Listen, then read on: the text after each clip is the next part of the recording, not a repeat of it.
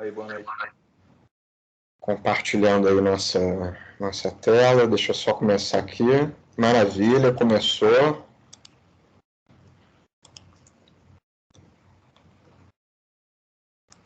Vamos lá.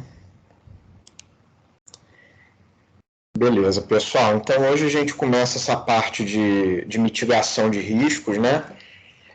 Enfim, no final a gente faz um balanço maior, né? Eu vou explicar direitinho de novo a tarefa, né, que vai ter.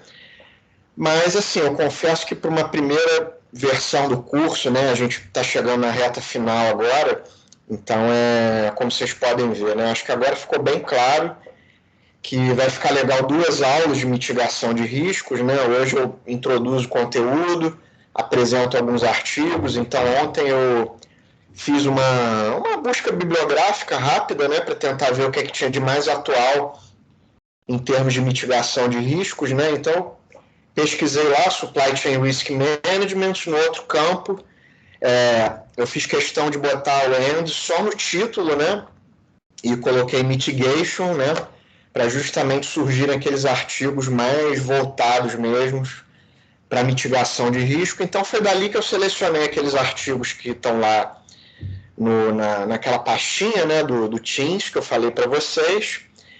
E aí, quer dizer, eu dou essa introduzida no assunto, apresento no final de maneira macro, assim, 2 artigos, e a aula que vem vai ficar bacana a gente fazer um seminário, né? Eu não queria, a priori, no início do curso, botar um seminário sem saber muito bem como isso ia encaixar no curso, né?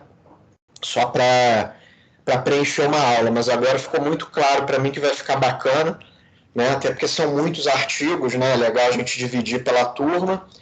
Então, enfim, no final eu falo mais um pouquinho sobre isso, mas aí ficou bem claro para mim que vai ficar legal 2 aulas disso, né? A aula que vem, vocês apresentando, também é legal que vocês pegam mais quilometragem de leitura, a gente faz uma aula mais interativa de debater artigos, né?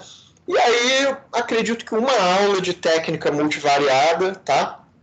Focada em modelagem de equações estruturais, né? Inclusive, depois, quando eu souber a data certinho, tem um grande amigo meu que na verdade, um casal de amigos meus, professores também, que são originalmente do Rio Grande do Sul, já passaram por várias universidades, agora estão na Federal de Pernambuco. Eles vão dar um curso. Eu fiz a primeira versão desse curso ano passado, eu vou até fazer de novo, que é um curso de modelagem de equações estruturais, tá? Então, assim, quando eu souber a data, eu dou direitinho para vocês, mas assim, gente, é um curso que, olha, façam o possível e o impossível para fazer, porque é muito útil. O Júlio, cara, ele é muito bom professor, né? Então, assim, eu acho que vocês vão adorar, é um conhecimento muito bom para publicar artigo, para publicação de alto nível, de grande impacto, tá? Então já fica aqui avisado, né?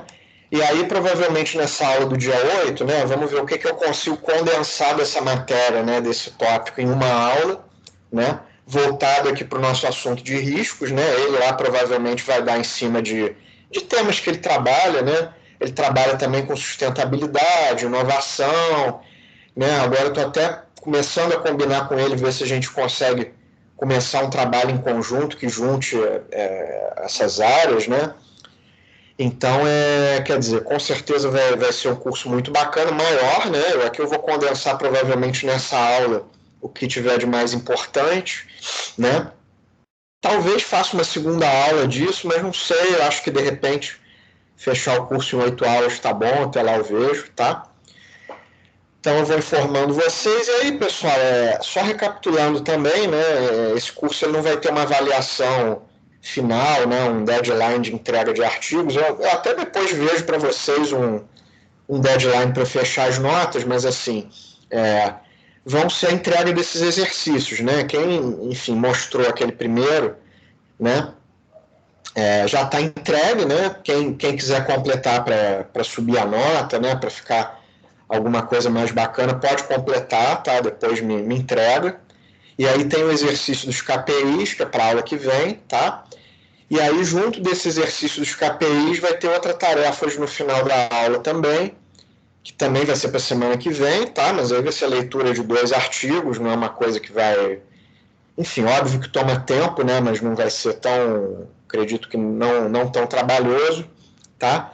E no final da aula 8, provavelmente vou passar um outro exercício também, e aí encerra, tá? Aí eu vou ver direitinho depois até quando, né? Quem precisar de mais um tempo aí, eu vou ver até o limite que vocês têm para me entregar. E aí, entregando, tá fechado o curso, tá? Entregando tudo direitinho, é nota A, não tem muito o que discutir, tá? E aí, notas menores, se estiver faltando tarefa, dependendo, tá? Conforme for, aí a gente vai vendo, vou falando com vocês, tá?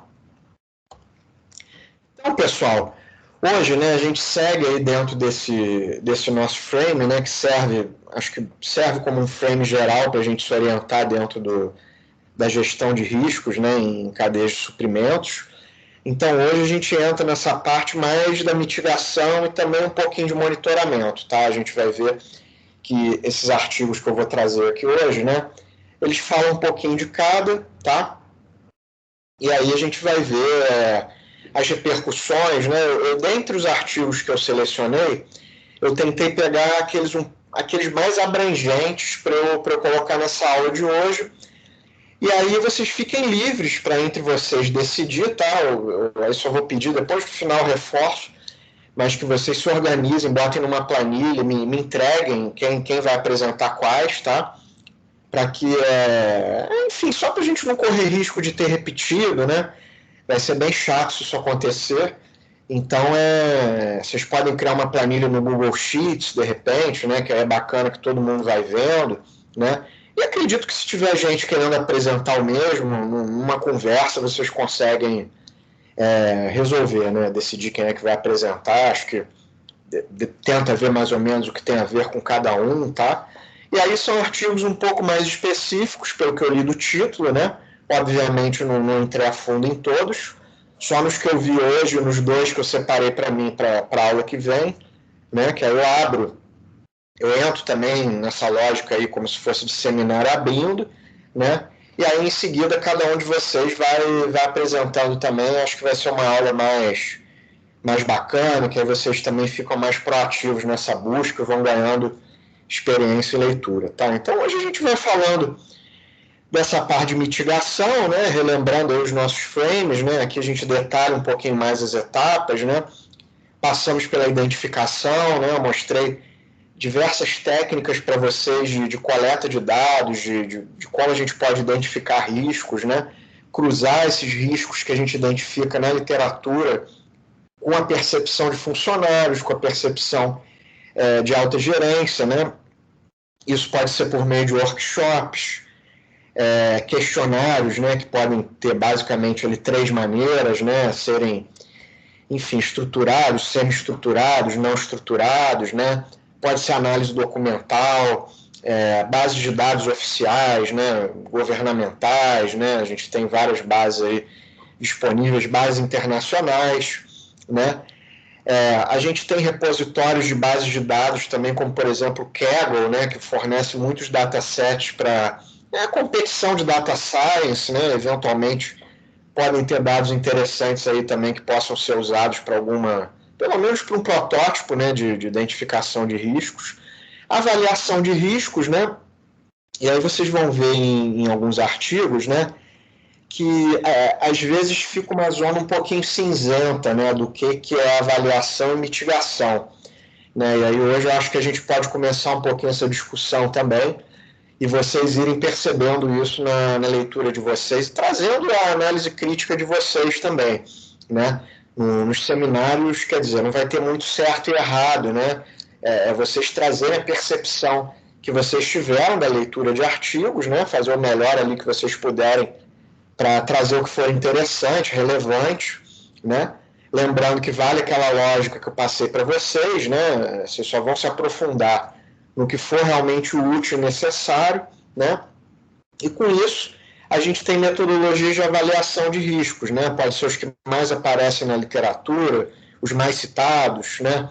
Pode-se fazer workshops e painéis de especialistas para você avaliar os riscos segundo alguma metodologia ponderativa, né, de critérios, né, a FEMEL é uma das mais clássicas, análise de dados também, né, testes de aderência para distribuição de probabilidade, por exemplo, para entender a distribuição de probabilidade dos seus dados, né, e aí você tem vários testes, né, você tem que quadrado, Kolmogorov, por aí vai, né, quer dizer, esse entendimento, né, todo, entre qualitativo e quantitativo, né, a análise dos especialistas, isso vai te dando um panorama de priorização de riscos, inclusive, do que você tem que atacar imediatamente, do risco-retorno, né? do que se você não fizer com urgência pode te dar muito prejuízo, né? Então tem sempre essa ponderação a ser feita. Então hoje a gente entra mais especificamente nessa parte de mitigação, né? Nos artigos a gente vai ver alguns levantamentos de estratégias de mitigação de riscos, né? De Six Sigma propriamente dito ainda não achei nada, tá? Fica aí até uma boa ideia de pesquisa, né? Tentar fazer um paper que relacione estratégias de mitigação de riscos com projetos Six Sigma, né? Acho que daria um fruto muito bacana de pesquisa também, né? Inédito até onde eu sei, porque eu não detectei algum artigo, não lembro. Pode ser que tenha um, de repente, nesses que eu selecionei, mas assim, de cabeça eu não lembro, não. Se tiver, no máximo um mesmo, tá? Não foram muitos, não. E com isso, né, as organizações, as cadeias de suprimentos, elas vão entendendo as métricas de resiliência, né? Quer dizer, os alvos, né? O que elas precisam fazer para se tornarem mais resilientes, né? Então, isso é muito importante, né? Uma gestão de risco efetiva ao longo da cadeia de suprimentos, ela gera, né, ela possibilita que essa cadeia fique mais resiliente às intercorrências que eventualmente vão acontecer, tá? Então, pessoal, vou começar chamando um pouquinho a participação de vocês, tá? Não vou chamar nominalmente, não. Vocês podem ir falando aí sem problemas, tá? Então, vamos começar refletindo um pouquinho nessa questão, né? Vocês poderiam citar alguma técnica de mitigação de riscos que vem à cabeça de vocês? Onde vocês trabalham, que vocês tenham visto, né? Que vocês imaginem que localmente ela sirva para mitigar riscos que possam se expandir para a cadeia de suprimentos que vocês atuam. Falem aí.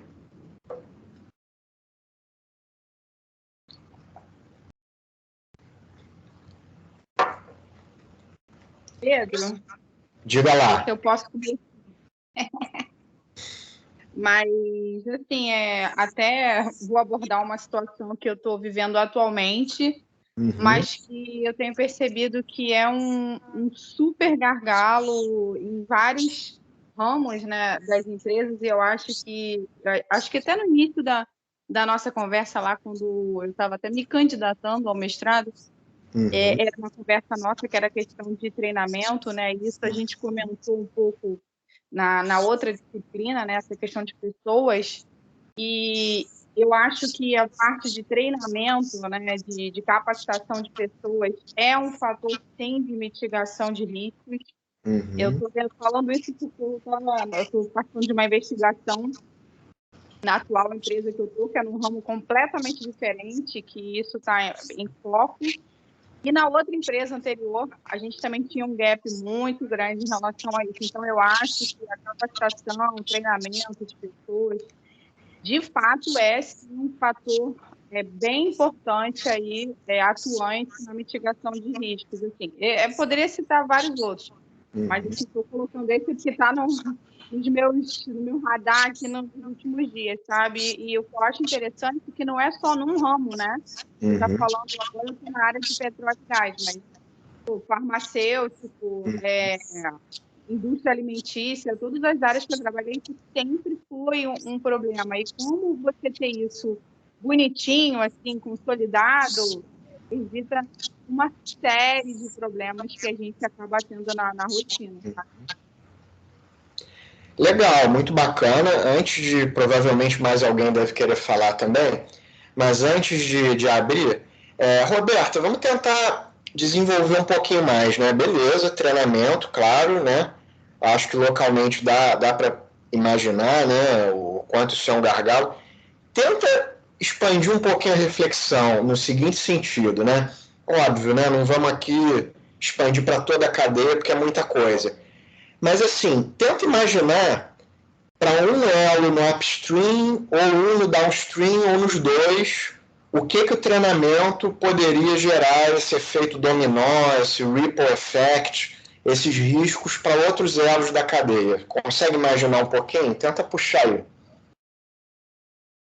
Bom, pensando na empresa anterior, por exemplo, que a atuação era de fato de saúde, né, como um fornecedor de serviço na área da saúde, quando você não tem, né, um treinamento adequado ou não tem um treinamento de um colaborador numa determinada atividade, né, o cara que fornece um serviço de qualificação de equipamentos, por exemplo, você está falando de qualificação de instalação, operação de desempenho de um equipamento hospitalar, por exemplo, que vai fazer esterilização de instrumentos cirúrgicos, né? Se o cara ele não está adequadamente treinado para isso, o risco dele fazer aquela atividade de qualificação e os critérios não serem atendidos dessa esterilização, você não vai garantir que o equipamento, você tem um risco bem alto, né, de que o equipamento ele não esteja dentro desses critérios. Com isso, esse efeito dominó, né, o efeito da coisa, é você chegar lá no paciente e você ter um material, né, durante, por exemplo, uma cirurgia que pode estar contaminado. Aí você tem N infecções hospitalares, dependendo do tipo de equipamento que não foi, né, de instrumento que não foi devidamente esterilizado, você pode ter aí riscos de uma sepse e você chegar ao óbito do paciente. E isso não é muito difícil, tá? Não é difícil. Perfeito, muito bom. Acho que foi um exemplo ótimo do, digamos assim, do downstream, né, que seria algo ali do, enfim, da empresa com o cliente, né, entre aspas, que seria o paciente, né. Agora, talvez tenha um outro cenário que eu pensei aqui, ver se você acha que faz sentido, né, quer dizer, às vezes até um mau uso do equipamento, né, a pessoa mal treinada que faz um mau uso do equipamento, pode ser que gere algum dano, né, e a pessoa queira empurrar para o fornecedor, né? Dizer que o equipamento veio com defeito, aí você pode gerar um desgaste com o fornecedor, judicialização. Você acha que isso também faz sentido? Faz, porque assim, tem casos de que o colaborador ele pode danificar um equipamento, por exemplo, e assim, você ter realmente questões judiciais. Eu não vivi isso, não vi isso acontecer, mas já ouvi relatos de colaboradores da área, né, que já viveram isso, de que houve um problema e depois ficou aquele impasse. Não, você fez a besteira, não, o equipamento já estava ruim. E aí, se você tem um cara treinado, devidamente treinado, se ele identifica algum ponto de falha, ele vai contactar a manutenção do hospital, da indústria, vai documentar essas informações, vai se respaldar, vai colocar as ocorrências encontradas, entendeu? Ele vai fazer um negócio assim, bem amarrado, né, consistente, para evitar qualquer tipo de risco para ele, empresa, enquanto fornecedor, né, e para o próprio hospital não ter, o hospital, a indústria, não ter essa coisa de rebater, entendeu? Faz super sentido. Perfeito, acho que agora maravilha, ficou um exemplo bem, bem completinho mesmo. Mas alguém teria algum outro exemplo de alguma outra situação?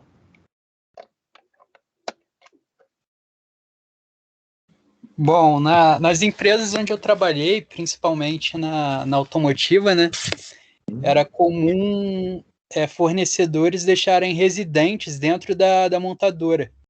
Aí, caso alguma peça ou algum material viesse com defeito, esses residentes faziam a inspeção e, caso fosse necessário, retrabalhavam lá mesmo.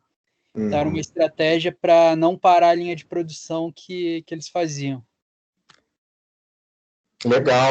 Não, a indústria automotiva, ela nessa nossa disciplina aqui, ela é muito pródiga, né? Deve ser provavelmente assim, o segmento que tem o maior número de artigos, me arrisco a dizer, né? Porque realmente já tem toda a herança do toyotismo, né? Uma indústria que realmente está no estado da arte ali, ela rapidamente pega o estado da arte e passa para o estado da prática, né? Então é bem bacana, todo exemplo que vem de indústria automotiva é sempre bastante rico, né? Maravilha, legal, Silvio. Alguém tem mais algum exemplo? Pedro, posso falar, tá me ouvindo aí? Claro, pode, fica à vontade. Não, posso falar um pouco do ramo oncológico, né, na verdade, porque tem determinados tem alguns medicamentos que têm fornecedores, às vezes até únicos, assim, então você fica meio que refém daquilo ali, e isso impacta até no custo mesmo, às vezes inviabiliza, assim, você tratar uma gama maior de pacientes, e tem que fazer um custo de efetividade, né, para isso tudo. Agora, recentemente, nessa questão do Covid, muitos dos institutos, né, aqui federais que ficam aqui no Rio de Janeiro, na verdade, eles não estavam preparados, né, para absorverem, né, essa demanda.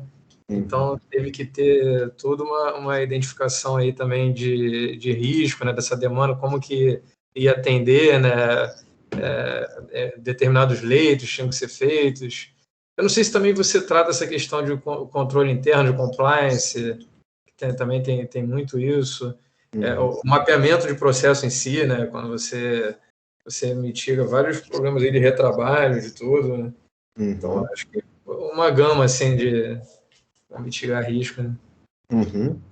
Legal, pessoal, muito bom. Né? Se alguém lembrar de mais algum exemplo depois, pode ficar à vontade para interromper, né? Bom, agora eu vou dar alguns aqui, né, que estão muito notórios ultimamente, né? Por exemplo, né, vamos discutir um pouquinho aqui algumas medidas que a gente tem percebido de mitigação de riscos em cadeias de suprimentos, né? Vacinas e máscaras, né? Então, por exemplo, pessoal, a vacina, né, o que acontece, né? O efeito sistêmico que ela está tendo de mitigação de risco, ele é uma coisa realmente muito notória, né? Porque você vê, principalmente cadeias de suprimentos de entretenimento, de turismo, né? Bares, restaurantes, né? Agora a gente está vendo até casas de show, né? Com algumas restrições aí voltando a abrir, né? Então você vê, a gente passou por um problema sanitário, né? De cadeias de saúde, né? Talvez, né? Porque se você pegar a doença, né? Seriam problemas que você atribuiria a cadeias da saúde, né? E a gente viu esse tipo de problema se tornando uma maneira que trouxe rupturas muito severas para todas as cadeias, né? Não teve um negócio, né, que deixou de ter algum tipo de sofrimento por conta da pandemia, né? Esse efeito prolongado, né, que a gente está tendo, né? Então, quer dizer, você tem a vacina, né, o advento ali da vacina, realmente ele possibilitando, né, algum tipo de expectativa de volta, né, a várias atividades econômicas, né, e na verdade aí até a máscara deveria estar em cima da vacina, né, porque ela veio antes da vacina, né, então assim, a própria máscara, né, ela já possibilitou com um determinado grau de segurança, né, quando as pessoas usam corretamente, claro, né, o retorno parcial também a algumas atividades econômicas e algumas cadeias de suprimentos, né? Então, quer dizer, às vezes, né, pessoal, a gente fica com a ideia de que de que uma estratégia de mitigação de risco é algo muito complexo, né? E nesse sentido, algum background maior, hoje eu não estou tão em pesquisa com Lean, nem com Six Sigma, né? Mas, assim, é uma herança grande que fica desses dois quadros conceituais, né? É que, assim, principalmente do Lean até, tá? Six Sigma também, mas um pouco menos. Mas a ideia do Lean é simplicidade, né? Se você puder resumir em uma palavra, pelo menos para mim, é simplicidade, né? Porque é você tentar, por meio de técnicas simples, né? Pequenos enfim, kaizens ali ao longo do dia, pequenas técnicas, né, que aquilo vai virando uma cultura de melhorias, você vai tentando gerar melhorias, né, e isso se aplica também para mitigação de riscos, né. Você vai criando pokaioques, né, você vai criando gabaritos, vai criando atitudes ali que criam uma certa imunidade ao erro, né, para de novo pegar essa analogia, né. Então, quer dizer, as vacinas e as máscaras, né, elas exercem esse papel, né? E agora, essa semana, não sei se vocês chegaram a ver isso, achei uma coisa muito interessante, né? Que saiu na revista Exame, né? Parece que um grupo de pesquisadores brasileiros, né? Eles isolaram uma... Aí não vou saber porque eu não sou biólogo, né? Mas assim, eles publicaram um artigo, né?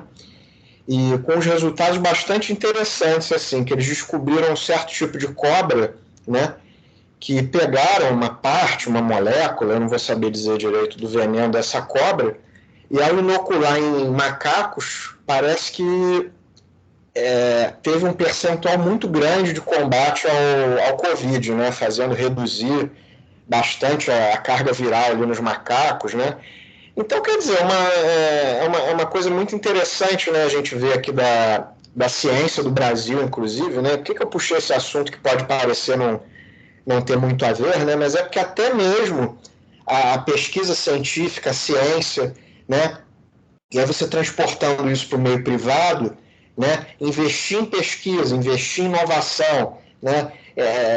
Investir em um departamento que muitas vezes vai desenvolver algo que não vai ser absorvido imediatamente, né? Mas que a expertise está ali, né? E eventualmente você pode tirar alguma coisa dessa descoberta, dessa inovação, em que bota a empresa, bota o país, bota o Estado numa vantagem competitiva muito grande, né?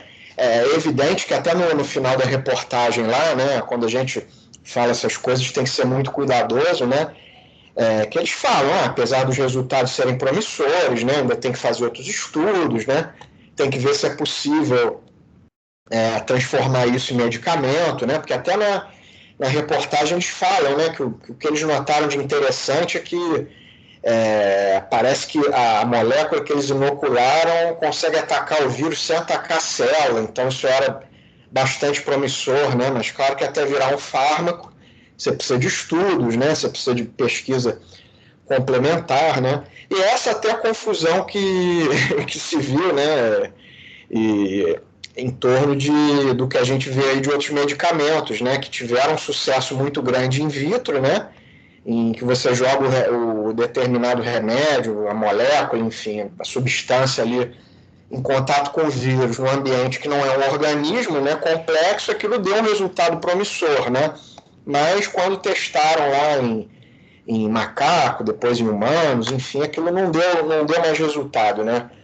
Mas assim, o que é muito interessante da pesquisa científica, né, e do investimento em inovação é basicamente isso, né? E agora trazendo para o que a ciência já comprovou, né, de vacina e máscara. Você vê, máscara então é incrível, como é um troço extremamente simples, né? E que realmente viabiliza mais ou menos alguma atividade econômica, alguma mitigação de riscos, né, das cadeias de suprimentos de uma forma em geral, tá? Claro, né, os outros benefícios são muito notórios, eu não estou tentando aqui trazer a discussão para o nosso ecossistema, né? Então, pessoal, trazendo aqui mais algumas analogias, né? Então, o que acontece, né? Mantendo aqui de novo a nossa analogia, né? Mitigação de riscos, né? A gente pode fazer muitas analogias, né? Por exemplo, a gente tem conjunto de técnicas que reduzem os efeitos danosos dos riscos, né? Então, vamos pegar ali, né, o caso triste ali do paciente de Covid que eventualmente precisa de hospitalização, né? O que seria a mitigação desses riscos, né? Oxigênio, respirador, né? A vacina ela pode ser tanto algo que evite efeito danoso, quanto evite completamente, né? A gente está vendo aí que se noticia também, na imensa maioria dos casos, se alguém é vacinado e entra em contato com o vírus, não vai ter efeitos graves, né? Isso acontece num percentual muito pequeno, então por isso que a vacina está aqui nas duas etapas, né? Então, você tem as medidas que evitam os efeitos danosos dos riscos, né? E aí vocês podem ir pensando também, de repente, exemplos, né? Se o treinamento, se outras também entram em qual categoria dessas. Evitam o risco completamente, né? A vacina também tem esse potencial, né? De eventualmente a pessoa entrar em contato com o vírus e não acusar em nenhum teste, né? Máscara, que é uma barreira mecânica, né? O face shield, que é de fato, né? uma barreira física ali para não deixar o vírus entrar em contato, né? com as vias aéreas, com as maneiras de contaminação, distanciamento, né? São maneiras ali que você realmente evita, bloqueia qualquer chance do vírus entrar, né? E você tem, né, digamos assim, maneiras de fortalecer o sistema imune, né? Quer dizer, você tem aí a mídia noticiando largamente também. Se você reduz as comorbidades, você tem algumas chances ali também de você evitar os efeitos graves, né? Então, quer dizer, reparem, pessoal, que é claro, né? Eu peguei um exemplo aqui de um risco que é pandêmico, né? Que é global, né? E que traz muita analogia aqui para a gente, né? Então, por exemplo, o que seria você fortalecer o sistema imune de uma empresa, né? É muito treinamento, é buscar as melhores práticas, é incentivar a inovação, né? É incentivar o aprimoramento, a busca de conhecimento pela empresa, né? A capacitação, o conhecimento, né? Então, quer dizer, é uma maneira, né? Dessa maneira de você fortalece o sistema imune da empresa como, né? Vamos fazer a analogia aqui, por exemplo, um ataque de vírus na empresa, né? Um risco ali determinado, uma queda de vendas, né? Um cliente vem com uma reclamação, surge um novo concorrente, né? Imagina que isso seria um vírus, uma bactéria ali. O que o sistema imune faz se ele é forte? Ele ataca de alguma maneira, né? Alguém ali da sua equipe vai ter uma ideia bacana de como contra-atacar isso, né?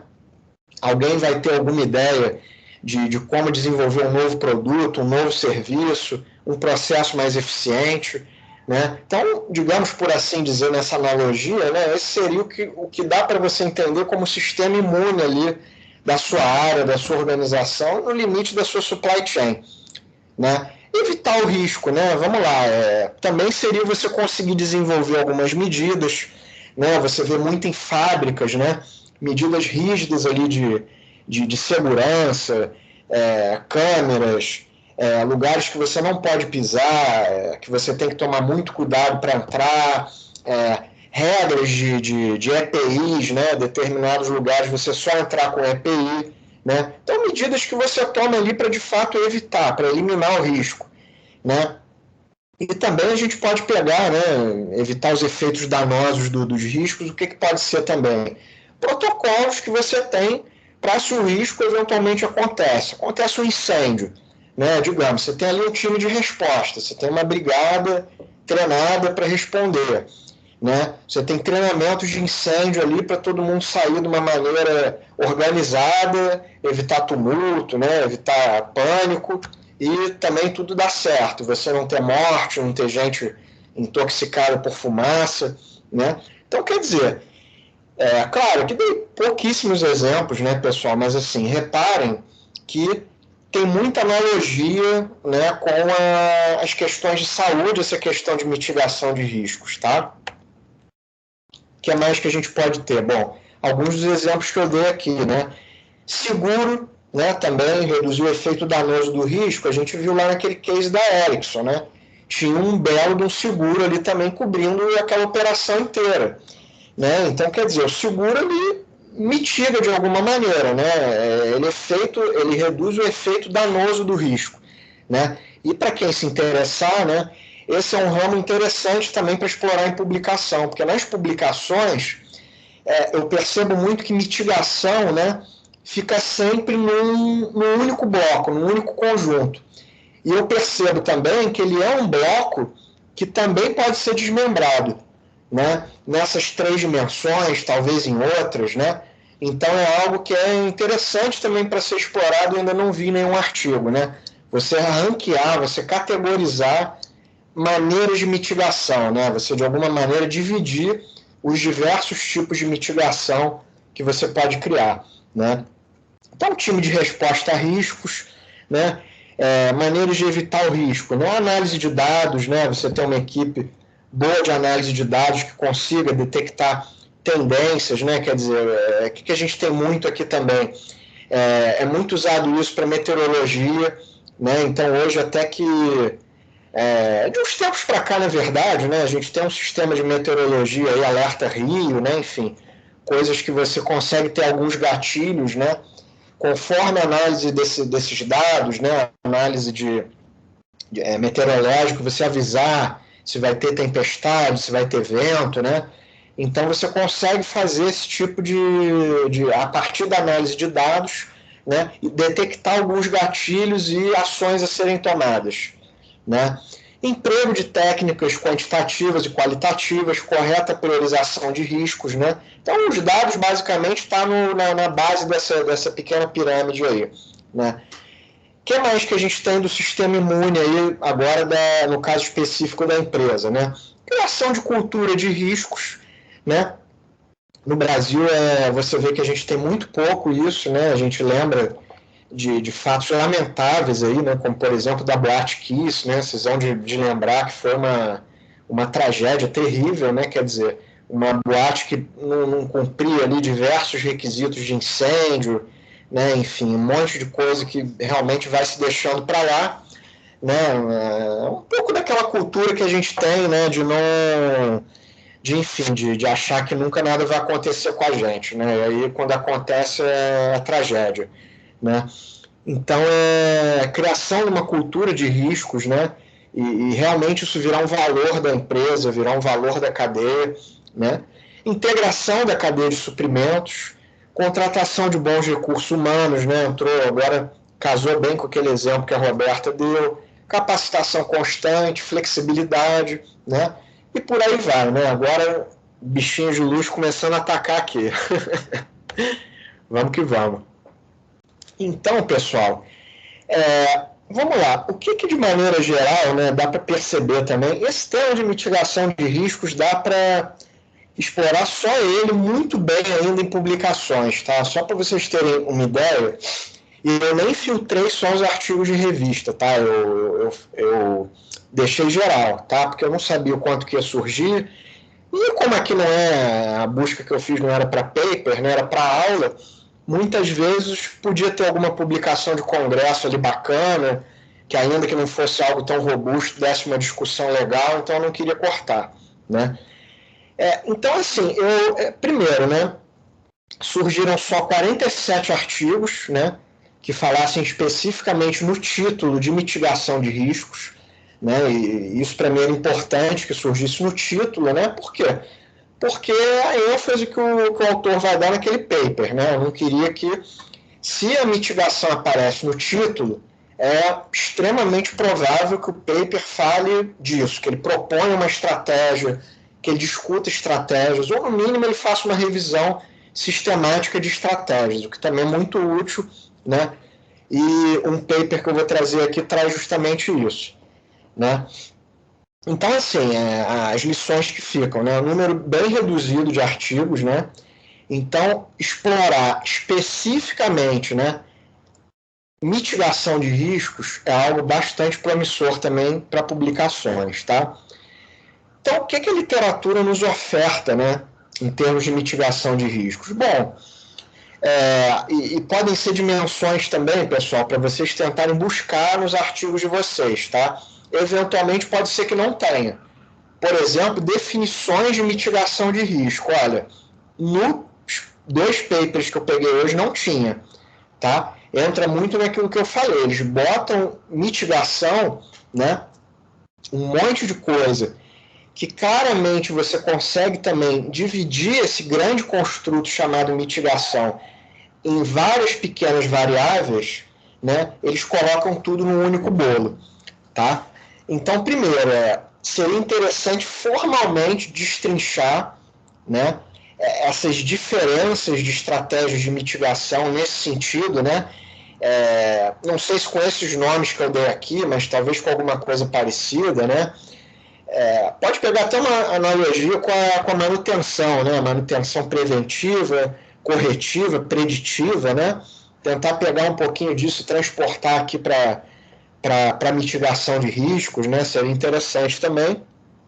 Técnicas, né? Isso vocês vão encontrar em profusão, tá? Sem dúvida, vocês vão encontrar muitas, né? E resultados reportados também, né? Então, assim, pelo menos quando vocês estiverem lendo os artigos, tentem pensar nesse tripé enfim, nessas 3 dimensões, e é evidente, vocês vão achar outras coisas interessantes também que vocês vão querer pegar para discutir, tá? Então, esses aqui foram os artigos que eu separei, tá? Só peguei os títulos aqui para ficar compilado aqui. Então, vejam, né, por exemplo, a gente tem ali incertezas e riscos em supply chain, né? Então, a gente vê ali justamente o papel moderador da flexibilidade na supply chain, né? Então, esse primeiro artigo fala disso. O segundo fala de benchmarking, né? Entre estratégias de mitigação de risco, né? Um approach, uma abordagem integrada. Não li nenhum desses dois, tá? Daqui a pouco vai aparecer os que eu li. Depois, vocês veem, ó, tá falando de Supply Chain Risk Mitigation Competency, né? Talvez ele entre um pouquinho para treinamento, para competências, né? Porque ele fala ali uma base individual, né? Um nível de indivíduo ali, né? Talvez ele pegue o nível de conhecimento ali de indivíduo, não sei também, ainda não abri, tá? O próximo fala ali um pouco mais de Covid e, quer dizer, faz uma analogia ali da lógica make to order, né? Então, de repente, é algo que vai mais ali para chão de fábrica, para troca rápida de ferramentas, né? Porque quando você passa de uma lógica make to stock para make to order, né? Tradicionalmente, você faz isso via troca rápida de ferramentas. Por quê? Em geral, você precisa reduzir o seu setup de maneira drástica. Né? O make to order, se você tem um lead time ali muito grande que o seu cliente não aceita esperar, não tem como você executar essa lógica. Né? No limite, ela é mais saudável. Né? Por quê? Porque, enfim, você começa a produzir a partir de um pedido real. Né? Então, você tem a garantia de receita. Né? Então, é algo interessante ali que dá para, provavelmente, o artigo explora também. Né? De repente, ele conseguiu mudar essa lógica a partir de estratégias implementadas durante a pandemia, né? Pode ser alguma coisa do tipo. Esse próximo, ele fala de sistemas de apoio à decisão, tá? Esse é um dos que eu vou mostrar aqui hoje, né? O próximo, ele fala de também um frame ali de você, enfim, falar de estratégias de mitigação de risco, né? De como você comunicá-las, tá? Esse próximo eu vou apresentar semana que vem. Então, ele desenvolve um framework ali com IoT, né, para também mitigar riscos, né, e apoiar a tomada de decisão. Esse próximo também vou apresentar um pouquinho dele hoje. Eu confesso que eu fiquei muito surpreso com ele, até, enfim, ele abre completamente frentes assim, muito diferentes, né, com tudo aqui que eu estudo, pega uma frente ali de grafos, né, depois a gente vai pegar um pouquinho dele também, vai falar um pouco, né.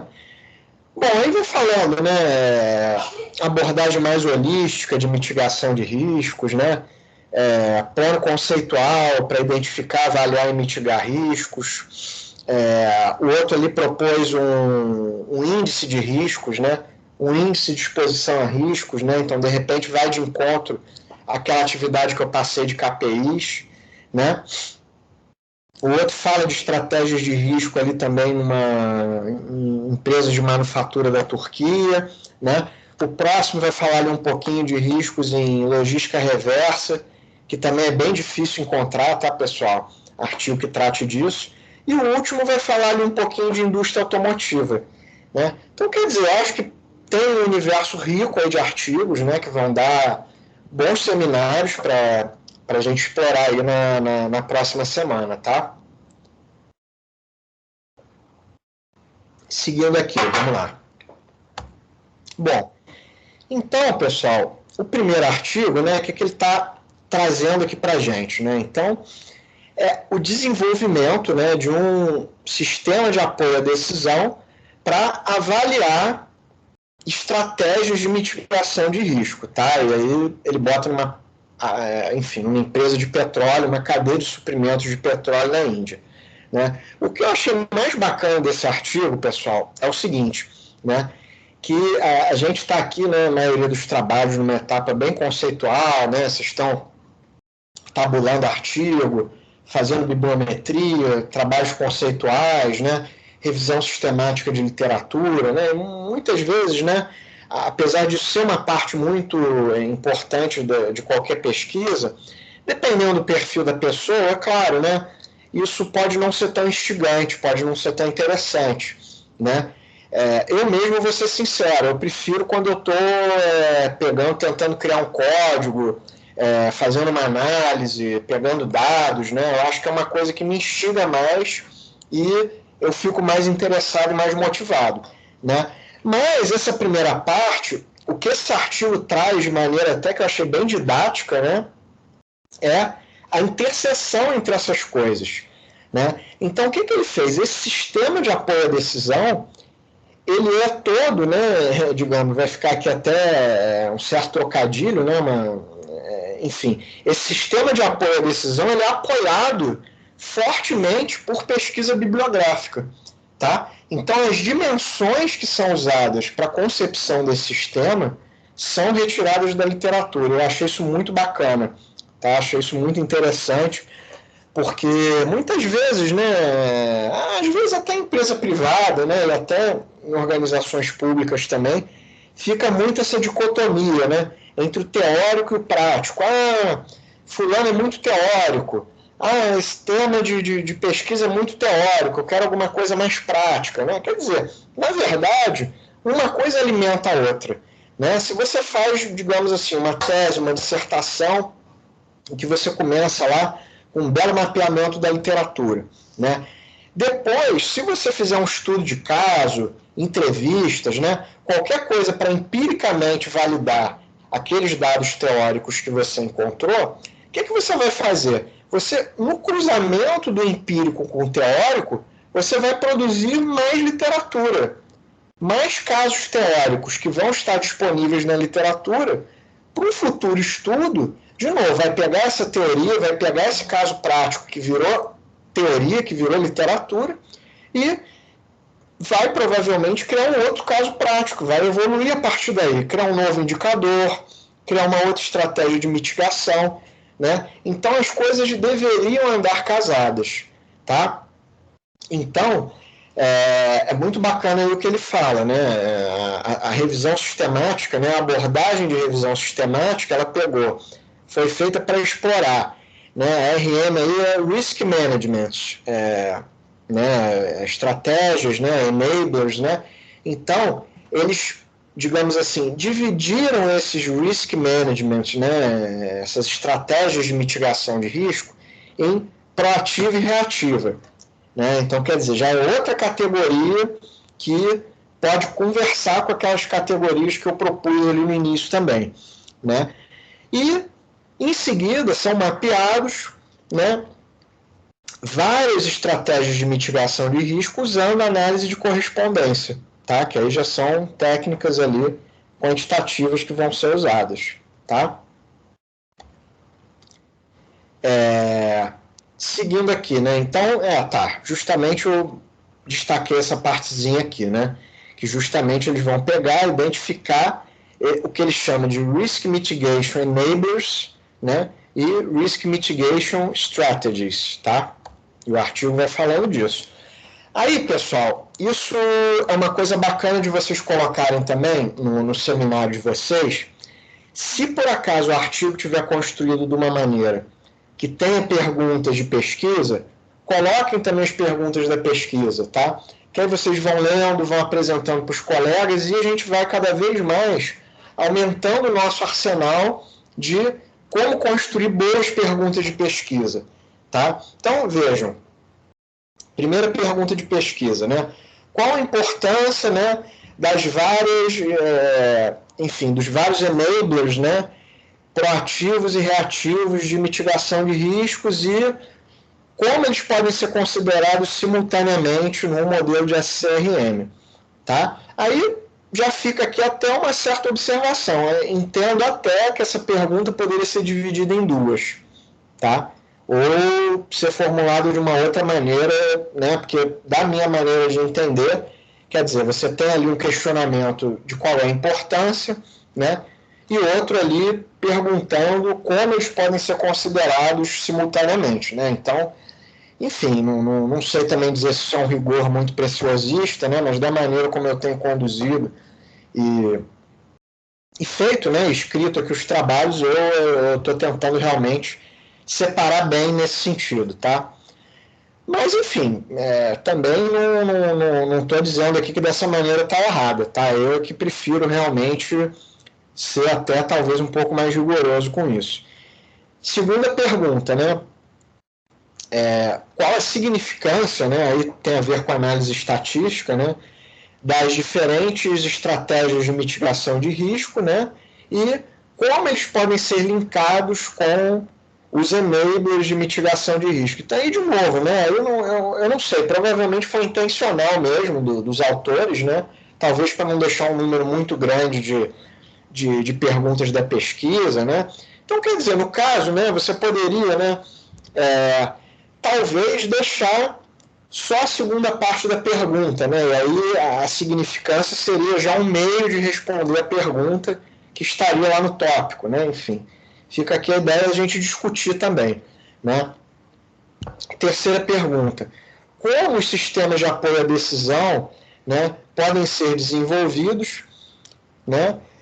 How can esses sistemas, né, podem ser desenvolvidos, which can assist, né, podendo, né, assistir, né, auxiliar os gerentes de cadeia de suprimentos a tomar decisões, né, auxiliar no processo de tomada de decisões sobre a seleção, né, de risk mitigation strategies e implementando os enablers, né? Então, essa terceira eu já acho que está uma pergunta única mesmo, né? Acho que está ali realmente mais com cara de uma pergunta um pouquinho mais linear, talvez, né? Enfim, fica aí uma discussão, né? E como vocês podem ser críticos também quanto a essas perguntas, tá? Em geral, uma estratégia que eu sempre faço eu vou tendo ideia, tá?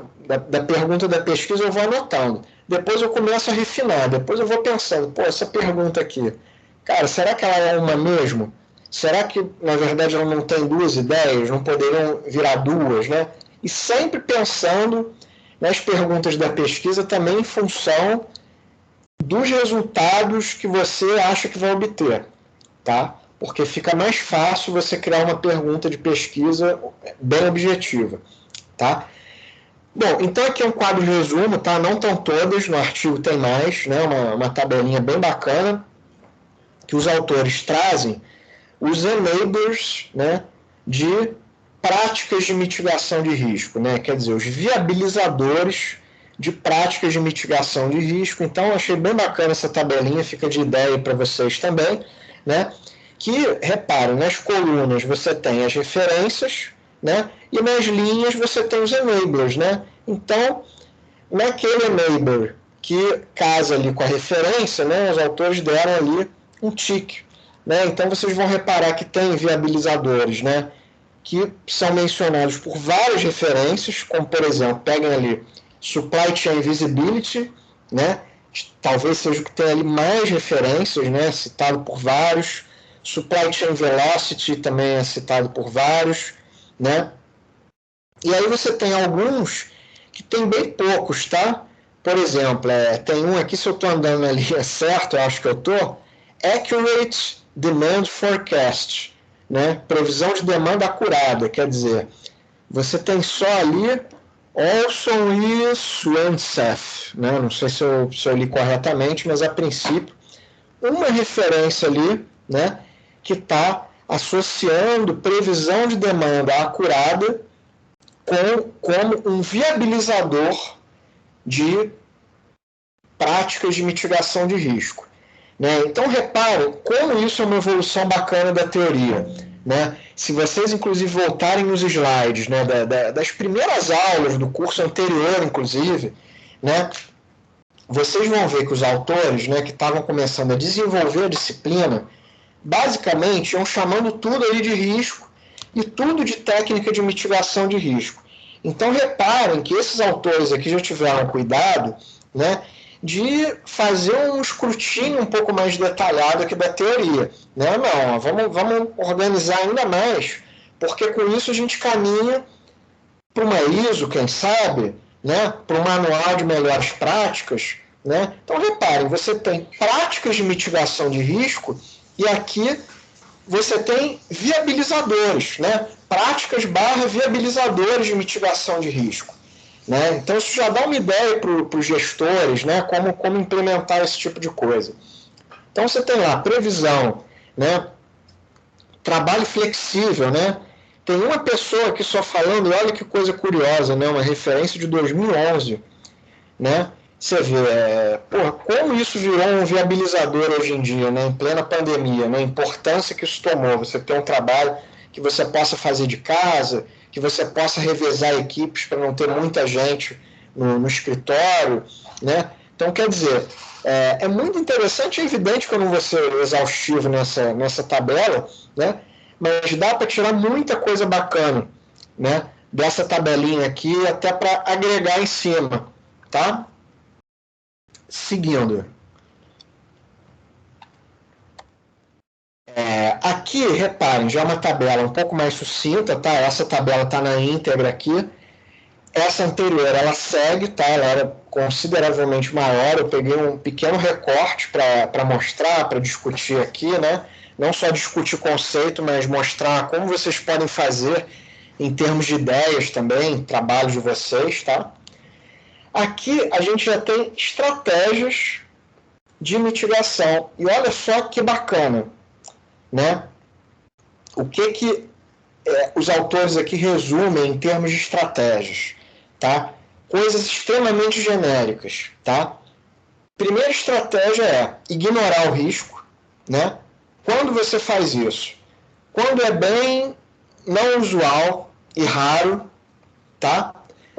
Quando todos, né, when all the possible risk triggering events não podem ser identificados, tá? Quando os riscos estão lá, mas sei lá, você não tem nenhum tipo de informação, né?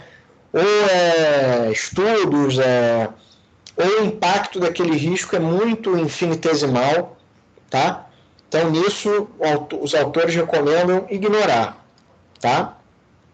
Não deve ser confundido com risk acceptance, tá?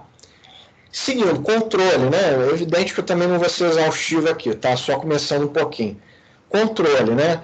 Quando aquilo se encaixar, né, no dia a dia operacional, né? Or day-to-day minor issues, né? Risks, entre parênteses, né?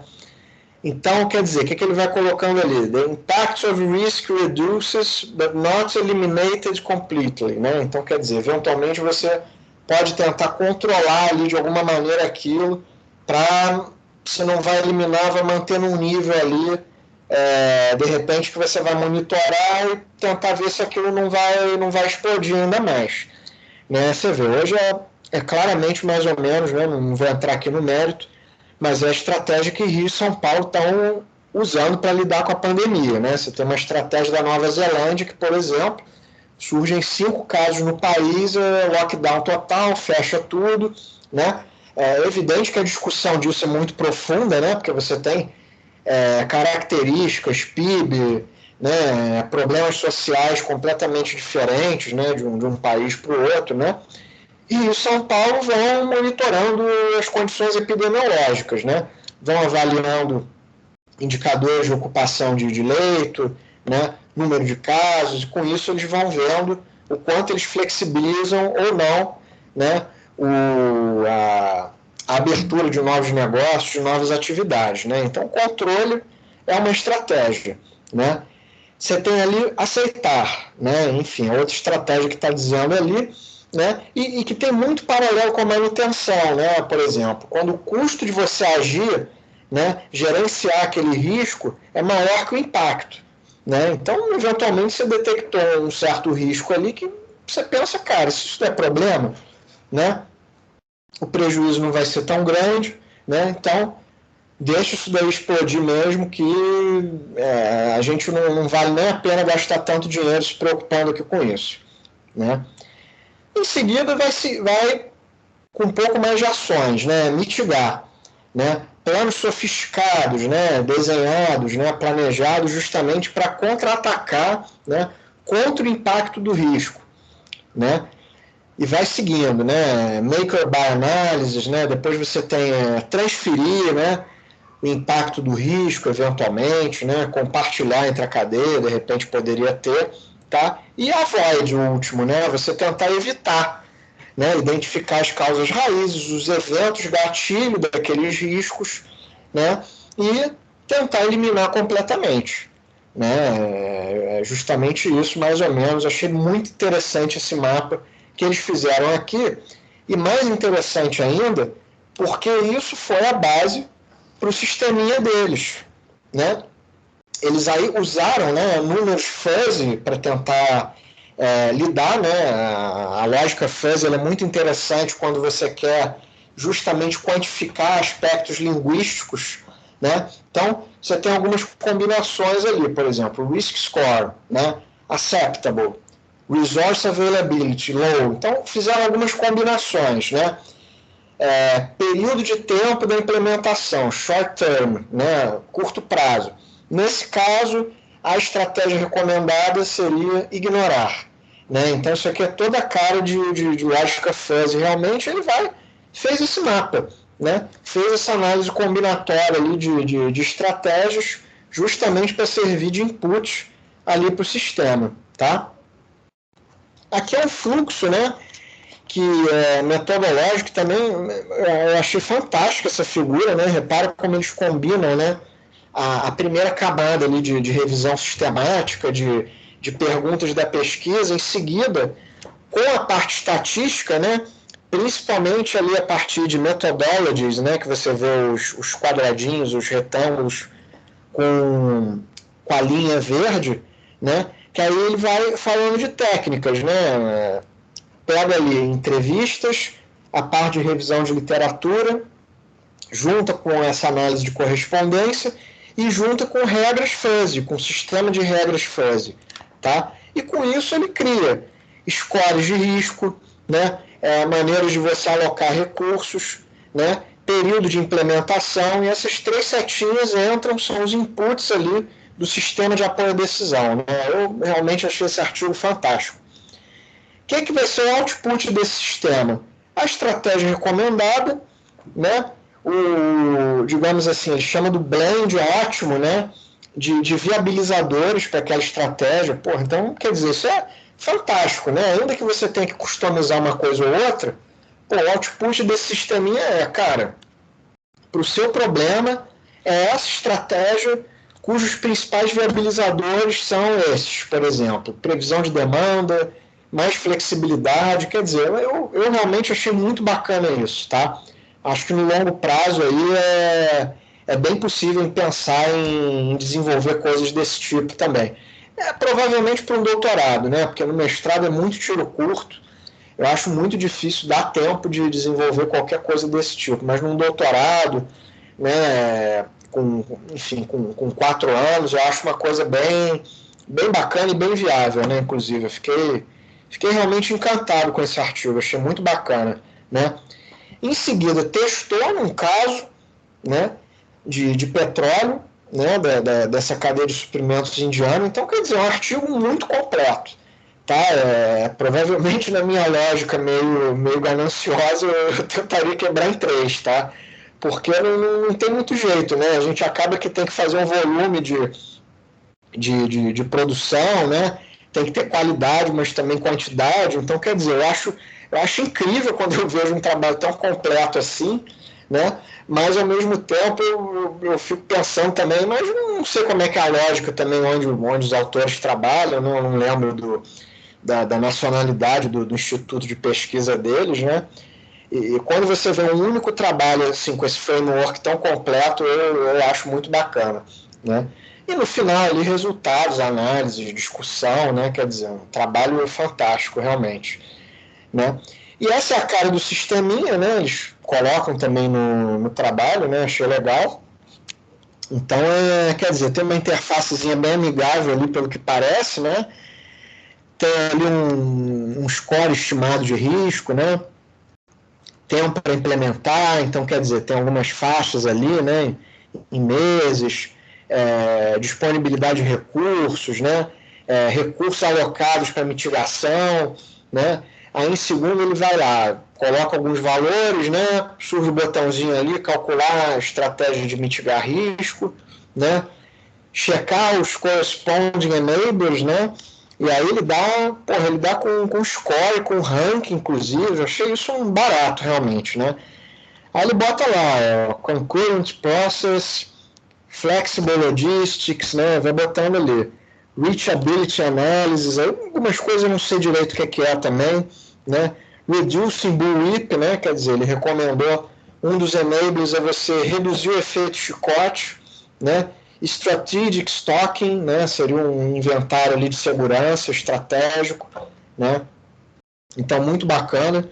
E, em seguida, né? Passa por uma análise gráfica ali, né? Quer dizer, é sensacional, tá? Eu acho que até há bastante tempo uma das ideias que eu estava tendo era tentar trabalhar tudo isso dentro de um pacote no R, né? Mas aí é muito difícil fazer isso sozinho, né? Tem que ter uma equipe aí engajada que trabalhe nisso para justamente poder fazer um sisteminha desse tipo aí, né? Achei realmente muito bacana. E aqui um gráfico, né? Das estratégias, né? Que também é bem legal, né? O que é ali o que ele recomenda mitigar, né? O que ele recomenda transferir, o que recomenda controlar, né? O que ele recomenda avoid, né? Evitar, né? O que ele recomenda aceitar, né? Enfim. E aí tem lá, né? Esse é um mapinha também das estratégias, né? De cada estratégia e os seus respectivos enablers, né? Quer dizer, muito bacana mesmo, muito completo, né? E quer dizer, tem, pessoal, eu fiquei pensando agora de tarde, né, montando essa aula, quer dizer, tem dezenas de repercussões possíveis para esse trabalho, né? Tem como você montar coisas desse tipo para segmentos específicos, né? Tem como você criar outras maneiras de quantificar, aqueles usaram fuzzy, tem como aplicar outras técnicas, né? Então, quer dizer, esse artigo aqui ele abre um mundo realmente de possibilidades, tá? Bom, aí o segundo artigo... Oi, pode falar, fica à vontade. Depois desse primeiro aí, o segundo, não sei se vai estar à altura, porque realmente eu achei bem interessante. Eu falei, meu Deus, caramba, e como você mesmo fala, né? Que construção, né? As etapas bem estruturadas, todas as ideias bem mapeadas, essa questão do framework foi eu acho até, Pedro, que isso é um bom exemplo, pelo menos para mim está sendo, dessa questão do framework, porque é uma coisa às vezes um pouco abstrata, e eu consegui ver bem isso nesse artigo agora, sabe? Eu achei ele até bem didático. Sim, pois é. Você vê, você teve uma percepção parecida com a minha, né? Cara, até porque o artigo científico, né? Quando ele é um plus, né? Eu pelo menos acho. Mas assim, o artigo científico ele não é para ser tão didático, né? Quer dizer, ele adota várias premissas que quem vai ler já tem todo um background de conhecimento, né? Então, ele não tem, a princípio, o objetivo de ser um livro didático, né? Ele tem outro objetivo. Só que esse, quer dizer, se você já tem, pelo menos, né, que o nosso corpo de conhecimento formado, ele é muito didático, porque é justamente o que você falou, ele tem um framework literário, e como esse framework literário pode virar algo prático, pode virar um software, né? Então, assim, eu achei isso, assim, encantador até para me ajudar a vender a disciplina, né? A vender o quanto de coisa legal que dá para fazer nisso, né? E outra, por exemplo, ainda que em dissertações, em teses, né? De repente, às vezes, você não vai chegar a programar propriamente dito, porque às vezes não é o perfil, né? Mas, eventualmente, se você faz esse mapeamento conceitual do software, isso também já é um achado sensacional para uma tese, para uma dissertação, né? E com uma outra ênfase, pressupondo outras técnicas, né? Então é muito bacana realmente, né? Alguém quer comentar mais alguma coisa antes de eu passar para o segundo?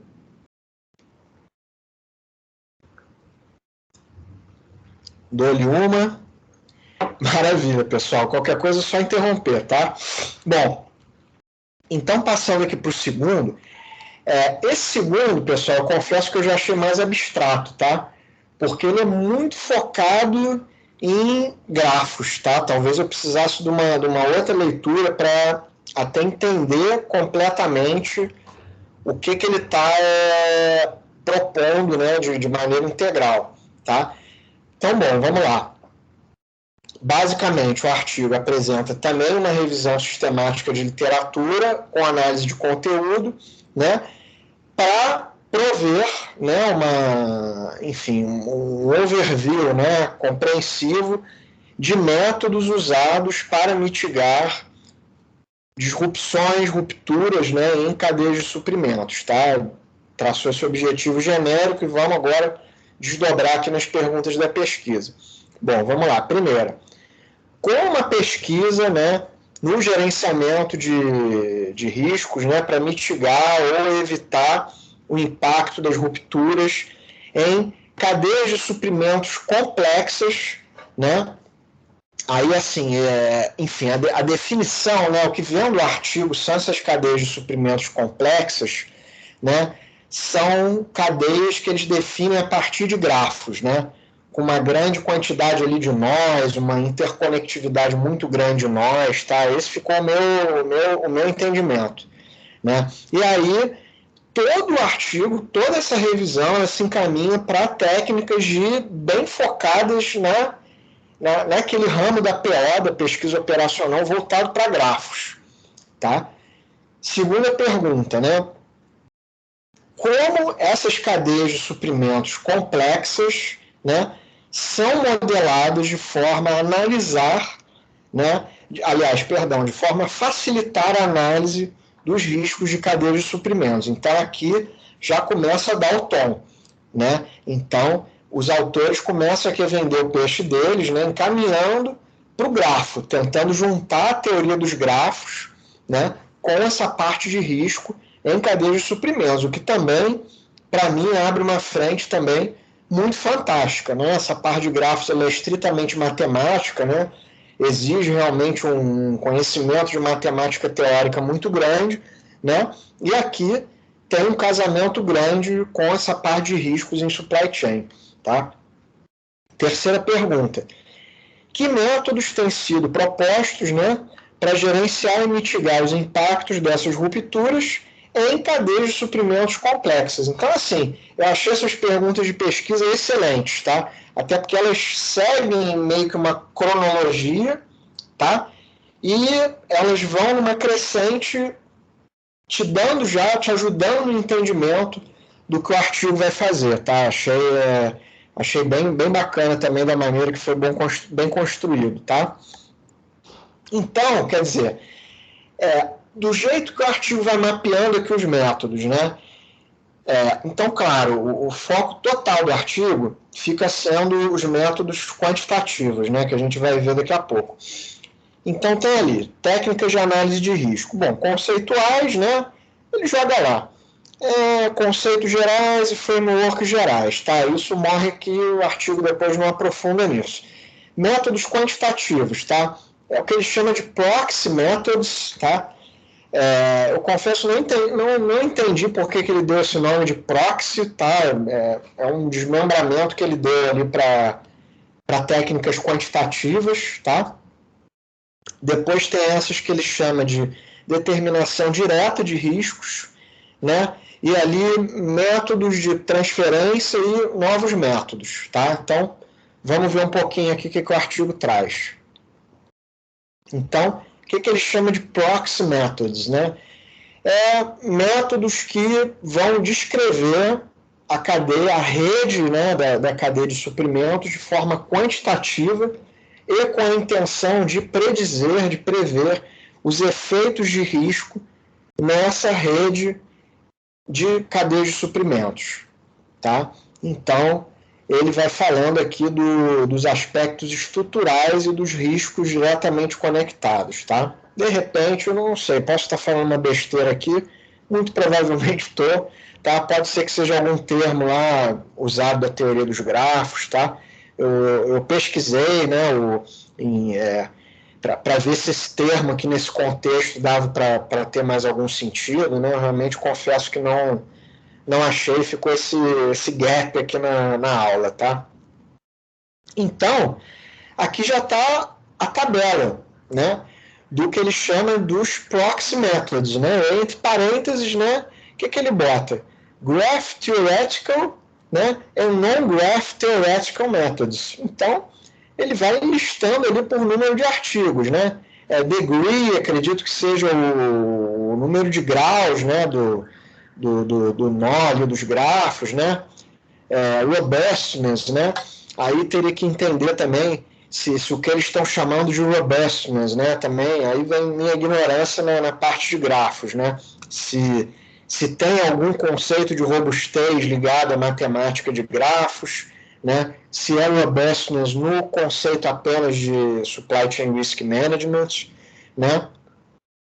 Degree distribution, betweenness, né? Eu acho que isso deve ser alguma coisa bem de grafo mesmo, não me lembro da literatura de SRM falar disso, né? Aí você vê, tem coisas ali que claramente são de grafos, né? Eigenvector, né? Quer dizer, autovetores, né? Centralidade dos autovetores, né? Então, quer dizer, excentricidade, né? Tem algumas coisas ali que, para quem lembra de alguma coisinha de grafo, realmente chama atenção, que é bem coisa ali de grafo, né? E aí o que ele fala de non-graph theory, né? Acredito que o robustness no primeiro deve ser alguma coisa bem ligada a grafo mesmo, né? Que está na parte ali de teoria de grafos, né?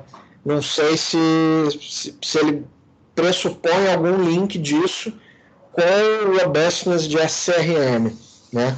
E aí o que ele chama de non-graph theory, né? Quer dizer, o primeiro tem um índice ali, né? Herfindahl-Hirschman Index para regionalidade, quer dizer, confesso que nunca ouvi falar disso. Gray Theory, né? Criticalidade, um índice ali de pontos de decisões, né? Enfim, todas essas técnicas realmente confesso que nunca ouvi falar, tá? Mas aí, de novo, vocês veem, quer dizer, o ramo gigantesco que abre aqui de pesquisa só numa revisão de literatura extremamente específica que foi feita aqui de acordo com as ideias desses autores, né? Com certeza eles também estão se preparando aí para explorar esse pipeline aí de pesquisa, né? Deve ser muita coisa que eles estudam, né? E prepararam bem aí o terreno, né? Um belo artigo de revisão sistemática elencando diversos artigos que eles mesmos podem começar a pesquisar e lançar a partir de agora, né? Uma estratégia bem parecida com o que eu estou conduzindo nas linhas de pesquisa também. Seguindo, né? Então, alguns resultados, né, achados que os autores declaram, né? Quer dizer, bom, naturalmente, né, que essa parte, né, de SRM ligada a redes complexas, né, que é como eles chamam, está ainda emergindo, está ainda surgindo, né? Um campo realmente muito novo, de fato mesmo, né? Quem estuda essa área há algum tempo, como eu, realmente eu nunca me deparei com um artigo desse tipo, tá? E o que eu achei bacana é que eles propõem 3 indicadores, né, para corroborar com essa afirmativa deles, né? Novos autores sendo atraídos para essa área, né? As referências são muito interdisciplinares, né? Muito bacana até usar esses critérios, né, como justificativa também em artigos futuros, né? There's a widespread, né? Quer dizer, alguns termos em inglês são de difícil tradução, né? Quer dizer, um espalhamento, né? Uma grande variedade, né? Digamos assim, de uso de palavras, né? Nesse sentido, até uma análise de nuvem de palavras poderia ajudar também, né? Num estudo bibliométrico, você justificar, né? Quer dizer, você tem uma grande variedade de palavras que pressupõem diversos campos pressupõe interdisciplinaridade, né? E com isso, quer dizer, você tem o que eles chamam de lack of a standard terminology, né? Falta de uma terminologia padrão, né? Digamos assim. Então, eles terminam dizendo que eles observaram evidência dos 3 indicadores, tá? Achei muito interessante também, né? E com isso, pessoal, o conteúdo da nossa aula de hoje se encerra, tá? Agora eu vou explicar com toda a calma aqui os exercícios, né? Que ficam aí também para a semana que vem. Não é tudo isso de exercícios, tá? O exercício, na verdade, é um único, né? É vocês apresentarem 2 artigos que vocês vão escolher dentro daquela lista que está lá no nosso grupo do Teams, tá? Aqui é só um guia, né? Então, vamos lá. Primeira etapa. Vejam na nossa pasta, né? Tem a pastinha lá, aula 6, mitigação de riscos. Dentro dessa pasta tem uma outra pasta chamada artigos, tá? Então, dentro dessa pasta artigos, né, vocês vão ver a série de artigos. Na aula de hoje, eu apresentei 2 artigos. Semana que vem, assim como vocês, eu também vou apresentar mais de 2, tá? Então, estes artigos não estão dentro dessa pasta, tá? Eu já botei lá, só os que vocês vão decidir entre vocês. Então, é o seguinte, vocês vão dividir entre vocês os demais artigos e montar seminários. Eu acredito que dê 2 artigos por pessoa, tá? Não sei se tem 2 artigos por pessoa, talvez. Aí vocês vão fazer essa divisão, tá? Entre vocês fiquem bem à vontade. 3. Aí o que eu peço para vocês? Organizem numa planilha, tá? E, se possível, me mandem antes da aula essa planilha, tá? Só para eu ver direitinho quem ficou com qual artigo, tá? Para que a gente consiga se organizar aqui bem. Então, a aula que vem, ela vai ser toda em cima dos seminários, tá? Vai começar com a minha apresentação, né? No esquema que eu fiz aqui no final da aula, e vai indo depois, pessoa por pessoa, apresentando. Mas, como vai ser a apresentação de vocês? Vou pedir, comecem pela apresentação daquele exercício que ficou da aula passada, dos KPIs, tá? Então, a apresentação de vocês vai começar pela dos KPIs, depois vai para a apresentação dos 2 artigos. E aí vocês vão conseguir, inclusive, ver se tem interfaces, tá? Entre o exercício e os artigos que vocês vão apresentar. Pessoal, parte 5 aqui. É só uma referência, tá, pessoal? Não precisa me perguntar, Pedro, se eu fizer 4 artigos, então é 0. Se eu fizer 4 artigos, não, 4 slides. Se eu fizer 9 slides, é 0. Não, é evidente que não, tá? Isso é só para vocês se orientarem, tá? Então, sai até escrito errado aí, slides, não é slides, é slides, tá? Então, pense em alguma coisa, né, de 5 a 8 slides, para vocês terem uma referência, tá? Para essa parte do seminário, ficar algo em torno de 10 a 15 minutos, né? Deixa eu já corrigir aqui, tá? Para não ficar zoado, tá? 10 a 15 minutos, tá? Já fica certinho. Então, é claro que com o exercício dos KPIs, de repente vai levar um pouquinho mais, tá? Mas tentem botar como alvo, botar alguma coisa sucinta, tá? Dicas para vocês olharem nos artigos, tá? Definições, técnicas, resultados encontrados, uma outra observação que vocês achem relevante, tá? Eventualmente um framework, um método, tá? Essas dicas, se vocês ficarem mais ou menos dentro dessas observações, é muito provável que vocês consigam fazer essa apresentação de maneira também objetiva, tá? Aí os artigos que eu separei para apresentar semana que vem estão aqui listados, tá? Os outros vocês aí se organizem, liberdade total para que vocês se organizem e apresentem, tá? Eu vou parar aqui de compartilhar, tá? E agora a gente passa aquela rodada final de comentários, de dúvidas de vocês, tá? Que hoje eu vou começar pela ordem inversa aqui para variar um pouquinho, tá? Então, Silvio, comentários finais, dúvidas, depois vocês fiquem à vontade, podem continuar tirando dúvidas, tá? Silvio, vai lá.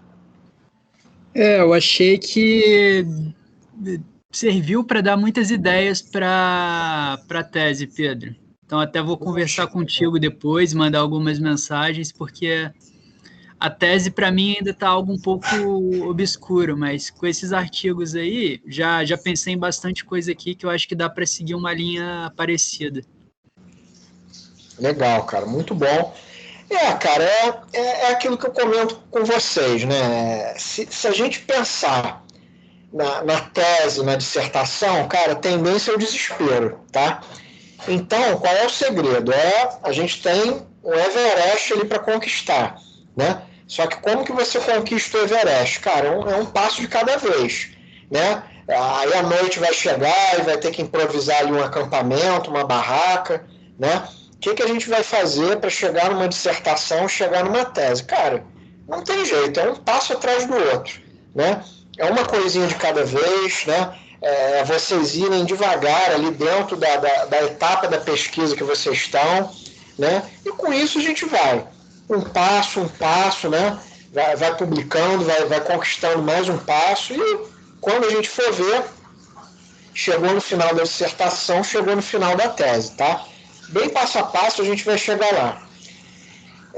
Roberta, vai lá, suas considerações. Eu vi aqui no chat que você saiu 10 minutos, né? Mas fala aí sobre o que você viu, que você perdeu, não tem problema não. Não, foi só um tempinho antes da apresentação daquele artigo lá dos indianos lá do petróleo. Aí, mas depois eu voltei. E então, assim, eu achei muito boa essa tua ideia de trazer esses artigos, porque deu uma complementada nas aulas, deu para ter uma noção assim de como que outros autores tratam as coisas. Eu gostei. Tenho cada vez mais gostado desse tema. Acho até que esse artigo aí me deu mais uma pontinha de vontade de continuar pesquisando, né? Ficar aí ansiosa por o doutorado. E vou te dizer assim, eu acho que eu posso até pensar em montar as minhas próximas coisas. Nada se cria, tudo se copia, mas assim, seguindo esse raciocínio de tentar formar alguma coisa, até melhorar o que a gente estava pensando para o próximo artigo aí em relação a isso, entendeu? Então, eu acho que eu vou salvar como um favorito esse artigo, vou usar ele como assim, uma base, eu gostei muito dele, achei ele muito claro, ele tem bastante informação, mas informação de uma maneira assim, simplificada, objetiva, né? Não fica dando aquelas voltas. E é isso, assim, a aula como um todo, eu superei minha expectativa com a disciplina, gostei bastante. Agora acumulou um pouquinho de mais coisa, né, para a semana que vem, faz parte dos desafios, mas não é nada, assim, tenebroso, mas, claro, né, a gente tem que tirar um tempo para fazer. Mas eu achei assim, muito bom, assim, cada dia mais, assim, eu percebo que eu tenho evoluído, tenho aprendido, as aulas têm sido muito boas para mim, acredito que para todo mundo aqui, pelo feedback que o pessoal dá, né, mas tem sido muito, muito bom para mim. Tenho, de fato, mudado alguns conceitos, tenho entendido algumas coisas, consigo aplicar na prática, consigo ter know-how para discutir com algumas pessoas no trabalho, ideias, entendeu? Então, assim, muito bom. Legal. Muito bom. E assim, o que eu vou falar agora não é para assustar de maneira nenhuma, mas acho que pelo contrário é para motivar mais, né? Porque você vê, principalmente quem entrou no mestrado, né? Quem entrou no doutorado, o processo é um pouco mais longo e mais complexo, né? Agora, claro, o mestrado tem outras complexidades, né? Maior número de disciplinas, mas enfim, vocês já vão entender onde eu quero chegar. Vamos lá, quem está no doutorado, ele já passou pelo mestrado, então quer dizer, já tem alguma noção do que vai encontrar, né?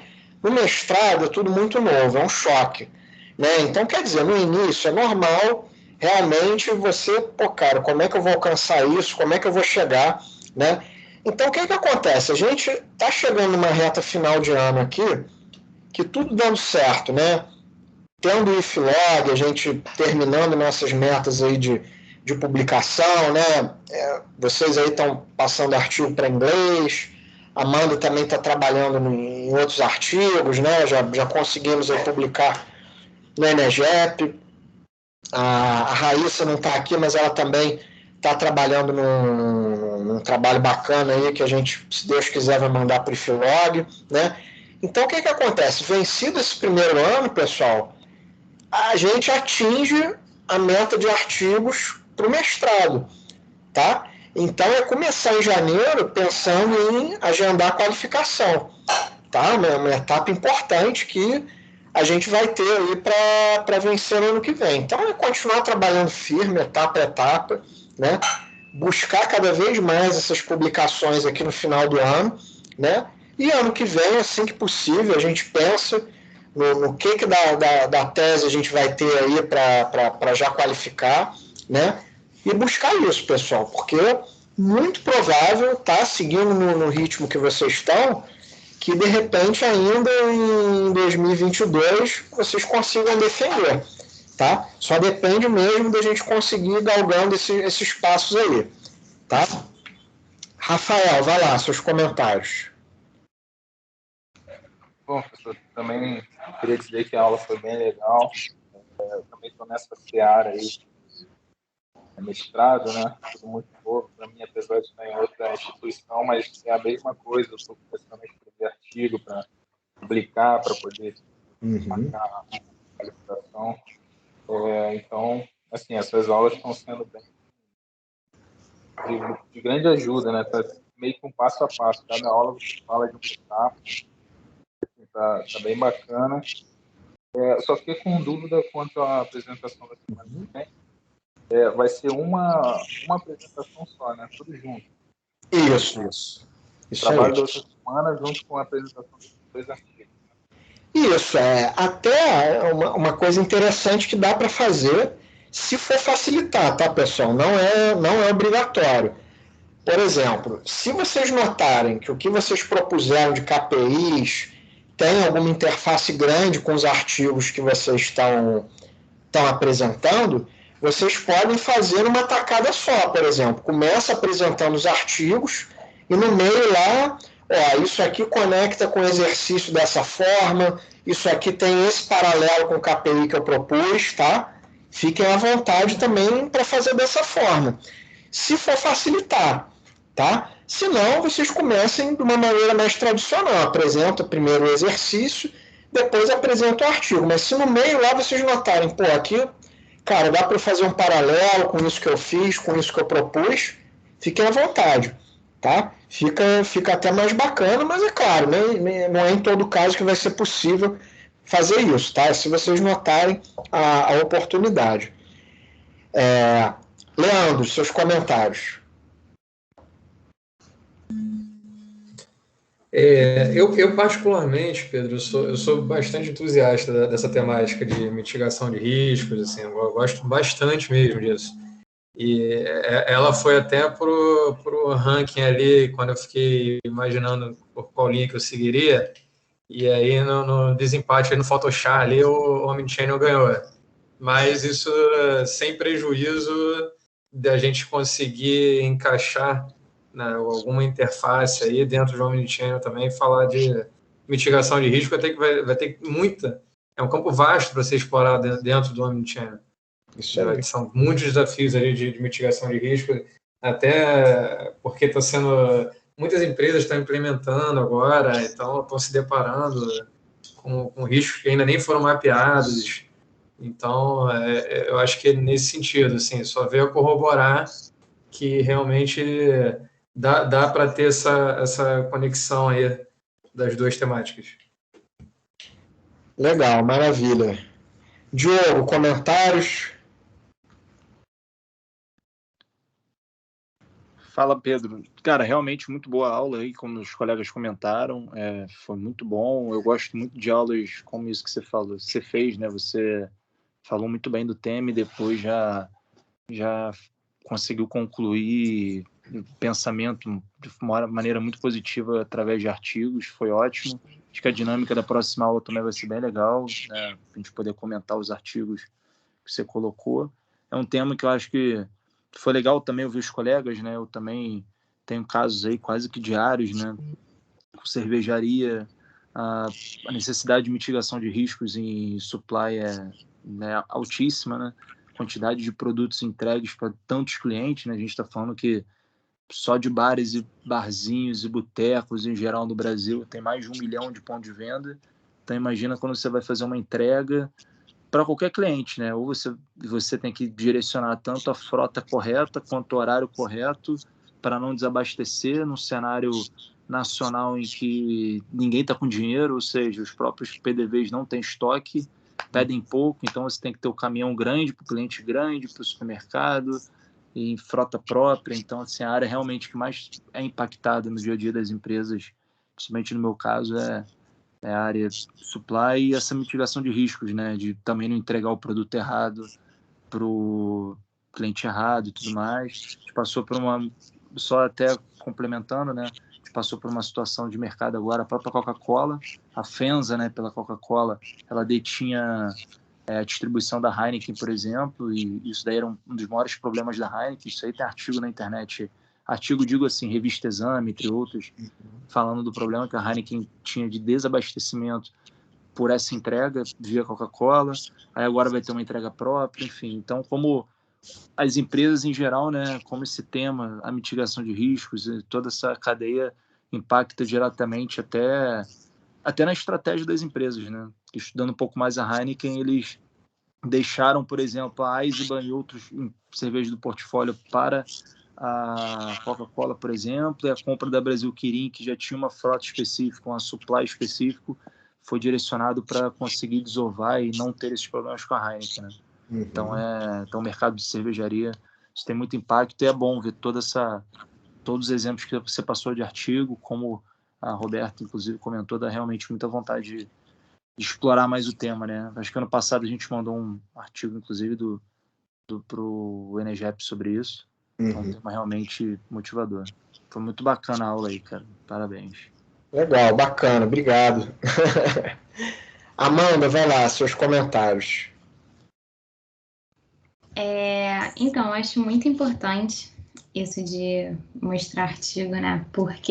Até porque a própria revisão sistemática que a gente fez, lendo os artigos, quando você vê frameworks, etc., você cata risco de lá. Eu acho que é a primeira vez que eu bato o olho também. Eu bato o olho na revisão de literatura e já vou lá no final procurando a figura para ver o que eles falam, assim. Então, sintetizar, eu acho que toda pesquisa em framework, essas coisas é muito importante. Eu acho que o resultado, você até mesmo fala, né? O resultado sempre tem que estar lá, as coisas é importante. E até a forma que eles utilizam, a gente fica, às vezes eu, né, no caso, fico perdida com muita informação, eu fico falando, meu Deus, como é que eu vou usar isso? E aí ter exemplos é ótimo, né? Eu acho que alguém até falou, não estou copiando, mas assim, ter exemplos de frameworks, como botar, como ligar, é muito importante ver o trabalho dos outros, como as pessoas estão utilizando. Então, eu acho que é assim que a gente vai para frente. É isso. Legal, queridos. Então, maravilha. Né? Então, semana que vem caprichem, né? Lembra que não é necessário, né? Claro, entender o artigo na íntegra, né? Eventualmente vão ter técnicas, vão ter coisas que vocês não vão entender, né? Mas nesse momento vocês já estão aqui mais ou menos treinados, né? De como que é a leitura que eu passei para vocês, né? É aquela leitura objetiva, você entender a proposta do artigo, entender o método e ver mais ou menos as conclusões, os resultados, né? É claro que também, por favor, né, não vão chegar aqui, esse artigo eu não entendi nada, o outro também não, acabou o seminário, também não dá para ser assim, né? Mas aí tentem, na medida do possível, tirar o que vocês conseguem desses artigos, né? Agora, é evidente que não vai... eu não gosto nem de pós-graduação, para ser sincero, pensar muito em termos de nota, né? Mas a avaliação como um todo, né?